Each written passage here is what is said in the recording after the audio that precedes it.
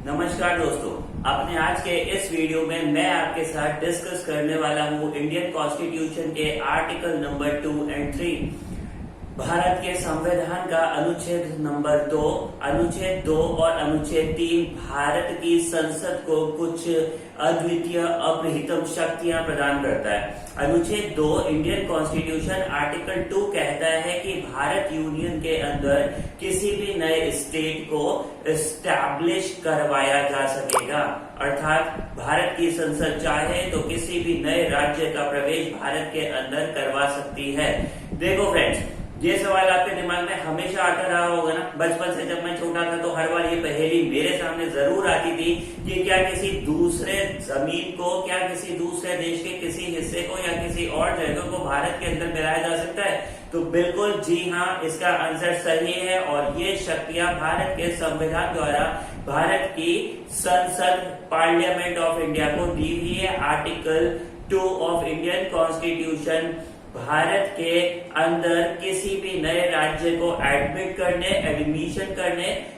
करने और उसके अलावा एस्टैब्लिश करने की परमिशन देता है, अर्थात भारत की पार्लियामेंट उन शर्तों को तय करने के लिए एम्पावर्ड है, उन टर्म्स एंड कंडीशंस को डिसाइड करने के लिए एम्पावर्ड है जिसमें न्यू स्टेट्स को एडमिट और एस्टैब्लिश किया जा सकता है। This is article 2। Now article 3 of Indian constitution, ये और भी ज्यादा इंटरेस्टिंग है। हमने अभी हाल ही में देखा तेलंगाना भारत का एक नया राज्य बना, तो ये जो पहेली है वो छुपी हुई है भारत के संविधान के आर्टिकल नंबर 3 में। इंडियन कॉन्स्टिट्यूशन का आर्टिकल नंबर 3 कहता है भारत की पार्लियामेंट ऑफ इंडिया एम्पावर्ड है भारत के अंदर राज्यों की किसी भी भूभाग और सीमा के अंदर चेंज करने के लिए। दोस्तों, इसका मतलब होता है कि पार्लियामेंट जब चाहे तब, ठीक है ना, according to requirement and according to the conditions of country, Bharat की पार्लियामेंट जैसे चाहे वैसे भारत के राज्यों के अंदर उनकी आंतरिक सीमाओं में परिवर्तन कर सकती है।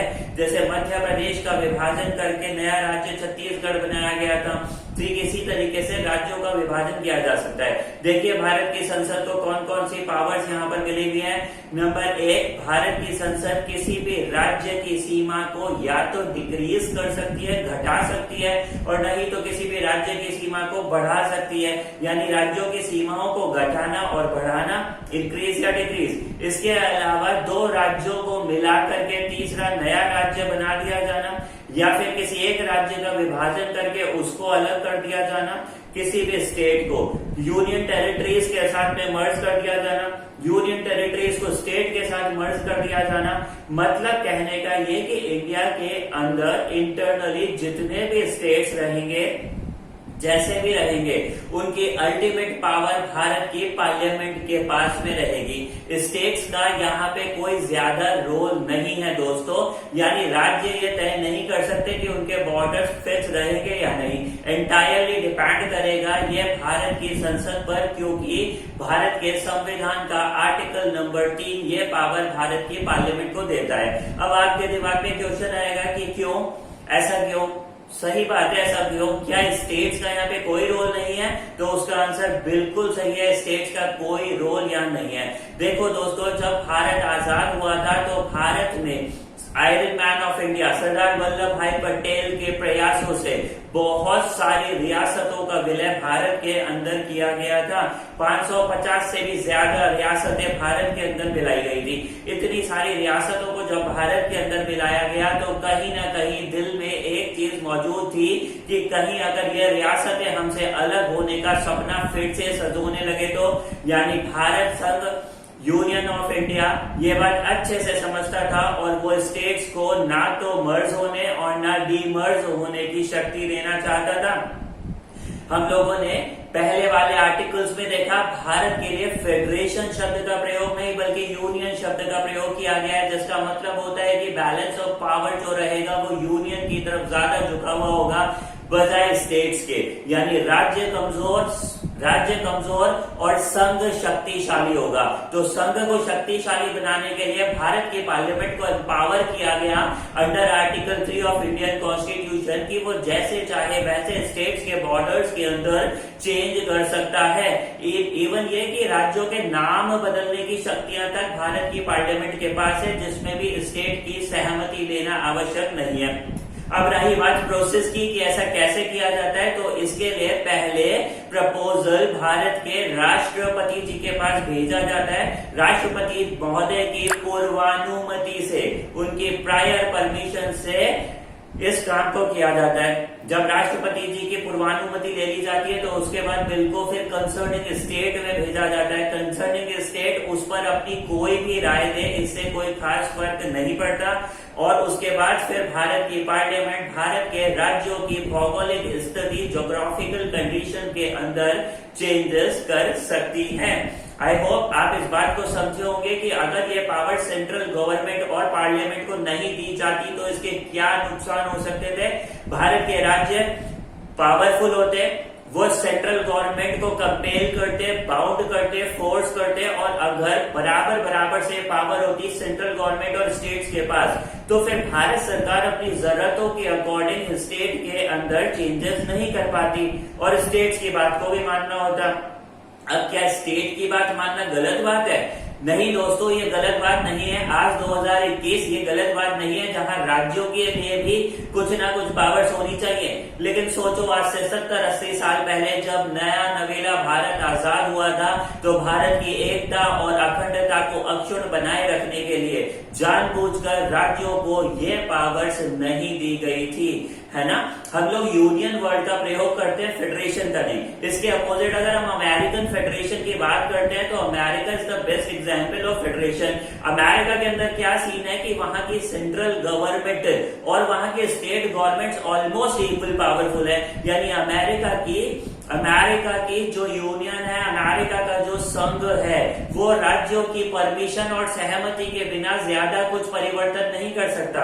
इवन ये कि कर ही नहीं सकता। यानी वहां संघ और राज्य दोनों बराबर बैलेंस पे आ जाते हैं पावर की। जबकि भारत फेडरेशन ना होकर यूनियन है, जिसका मतलब होता है कि भारत के अंदर सेंट्रल गवर्नमेंट, यूनियन गवर्नमेंट ज्यादा पावरफुल होगी और वो स्टेट्स के अंदर इस तरीके के चेंजेस कर पाएगी।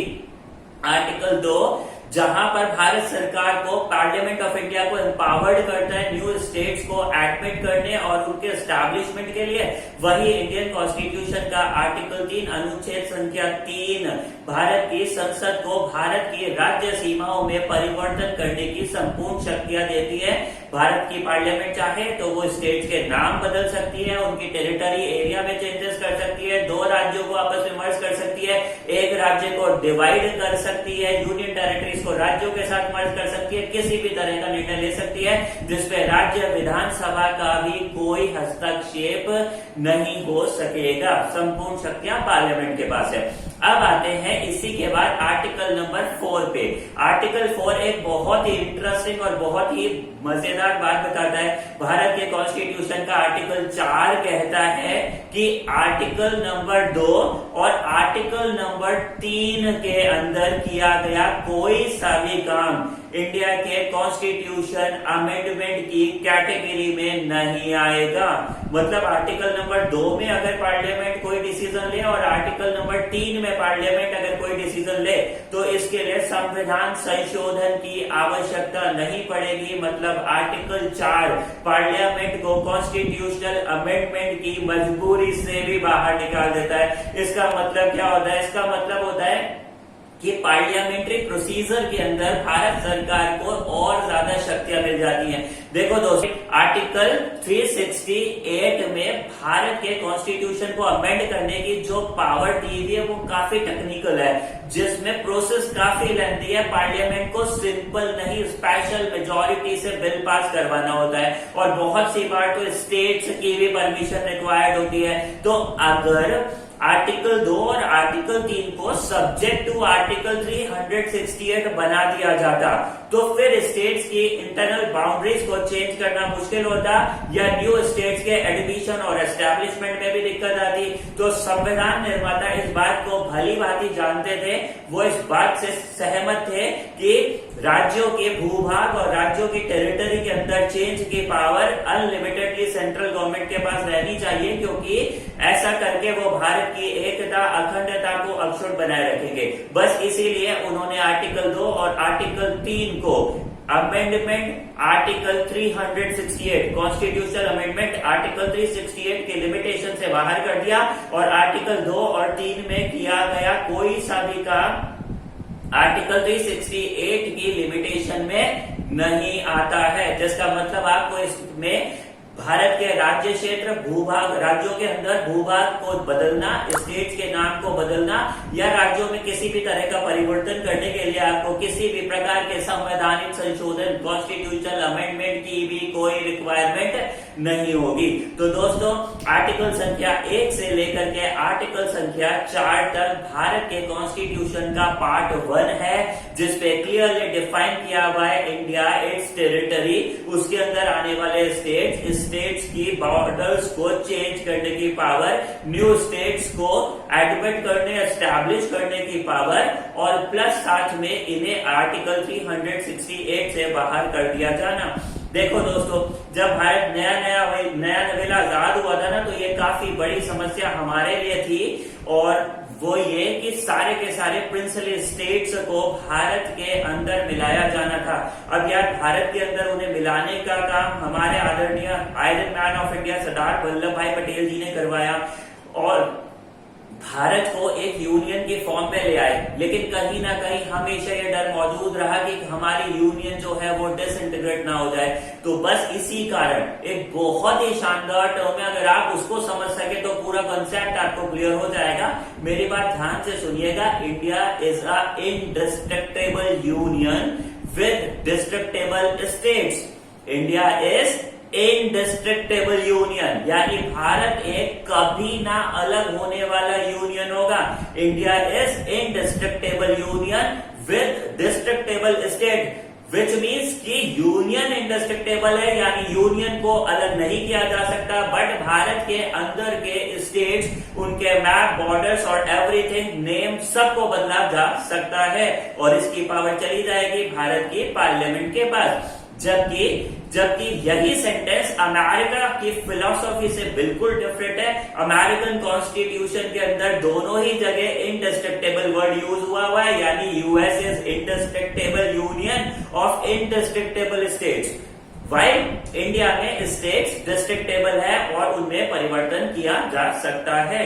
तो आर्टिकल 1, 2, 3, 4 पर मेरे बनाए गए ये वीडियो आप लोगों की जरूर कुछ ना कुछ मदद करें एंड डेफिनेटली आपके साथ में मैं नॉलेज शेयर करना चाह रहा हूं। ज्यादा से ज्यादा मेरे वीडियोस को आप लाइक करें और शेयर करें और प्लीज सपोर्ट करें।